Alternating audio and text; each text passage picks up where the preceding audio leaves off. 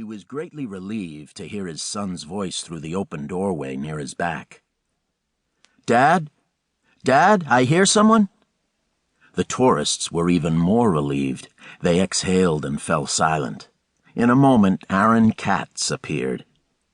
He had his father's soft brown eyes, downturned at the corners.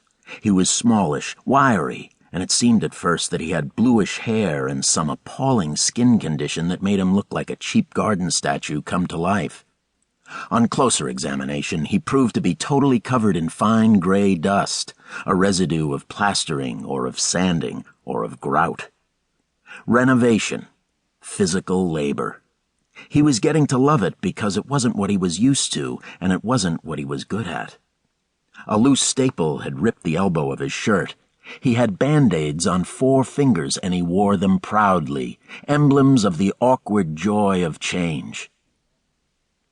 Until just a few months before, he'd been a very well-paid desk guy, a rising star in the arcane Manhattan world of mergers and acquisitions.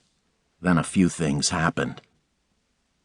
These things did not seem obviously connected, yet in Aaron's mind they were joined by mysterious ligaments such as held together the stanzas of an Oriental poem. At work, his department shrank, and Aaron, himself secure, was told to do the firing of his junior colleagues. At home, over take-out Thai, as he vividly remembered, he came one evening to the simple and sickening realization that he and his wife were not working toward the same life after all. And his father, a widower for 6 years and a man with 1 son only, started running stop signs, losing the keys to the house in Merrick, confusing one decade with another. Either Aaron took him in, or he would soon end up in a pale green room playing color forms among demented strangers. Somehow these strands wound together in a noose, and quite suddenly it had seemed to Aaron that his only choice, not the decent choice or the honorable choice, but the only choice, was to fire himself as others had been fired, to leave his marriage and bundle up his father and try to build a different life from the soggy boards and salt-rusted nails of an old compound in the tropics. This wild and abrupt upheaval, did it make any sense at all? Any less than staying where he was? Aaron had always been a rather sober fellow. By temperament and education, he was a man who thought things through. So he analyzed, he agonized, he bolted. And now he was smiling at practically the only guests in his tumble-down guest house. He sneaked a look at the brief reservation list beneath the counter. "Ah," he said, "you must be the Cars, from Michigan." The tourists nodded eagerly, extravagantly grateful at being recognized, confirmed.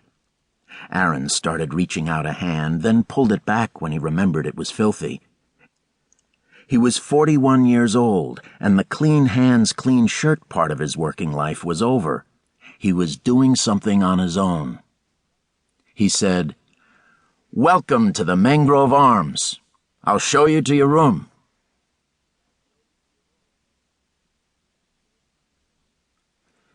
"6 miles north, in the big glassed-in dining room of a modern waterfront house on Key Haven, Gennady Petrovich Markov crammed a hunk of rare roast beef into his broad and floppy mouth, bit down with enough gusto to shake the arc of blubber beneath his chin, and said with appreciation, "Capitalism is very good system."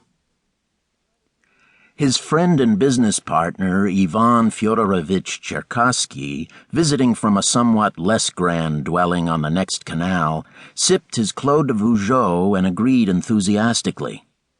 "With brain," he said, "with nerve, you can improve your situation."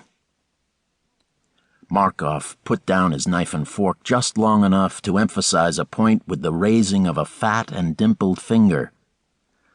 "Not improve it only, but control it. To control it is key to everything." He turned to a young man sitting on his right, a handsome fellow in blue jeans and with a hairdo from the 50s, a little bit Elvis, a little bit James.